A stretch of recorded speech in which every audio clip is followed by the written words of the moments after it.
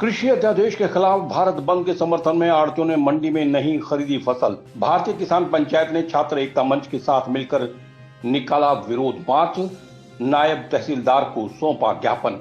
कृषि बिलों के खिलाफ किसानों द्वारा किए गए भारत बंद के आह्वान के समर्थन में शुक्रवार को सोनीपत अनाज मंडी के आढ़ती भी सामने आए।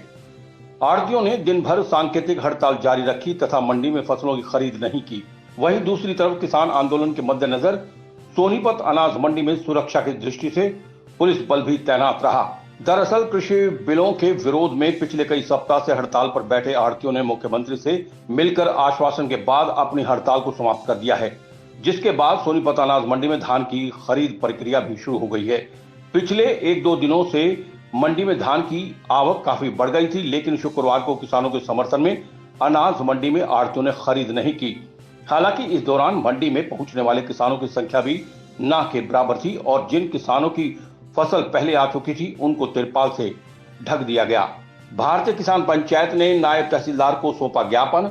कृषि अध्यादेश के खिलाफ शुक्रवार को भारतीय किसान पंचायत और छात्र एकता मंच ने गुहाना बाईपास से लेकर लघु सचिवालय परिसर तक विरोध मार्च निकाला।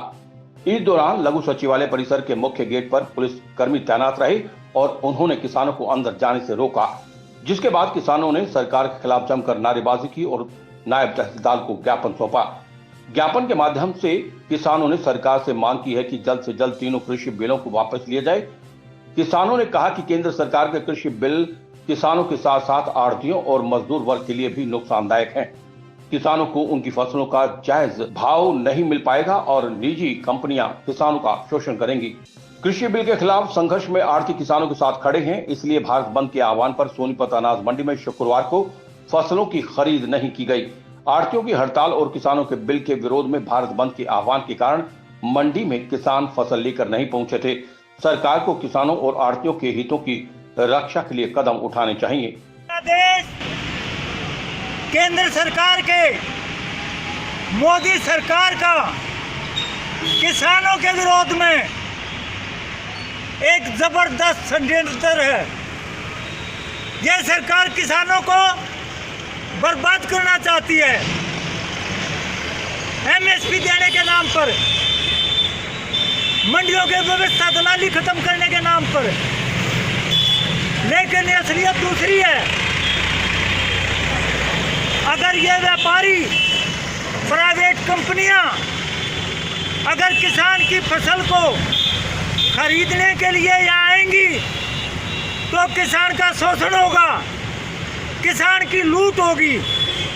ये लोग मंडियों को बंद करवाएंगे क्योंकि मंडियों पर टैक्स लगा दिया गया है। जो किसान की जिन्नस मंडियों में आएगी उस पर टैक्स लगेगा और जो व्यापारी, जो धन्ना सेठ मंडियों से बाहर फसल को खरीदेंगे उन पर टैक्स नहीं होगा। श्याम वशिष्ठ की रिपोर्ट। खबर चाहे राजनीति की हो, सामाजिक हो या हो घटना दुर्घटना की बात, चाहे भ्रष्टाचार की हो, जनता से जुड़े मुद्दों की हो या हो कानून व्यवस्था की बात, अब बातें होंगी आपके शहर की, आपके प्रदेश की हर खबर सिर्फ HR टाइम्स न्यूज पर।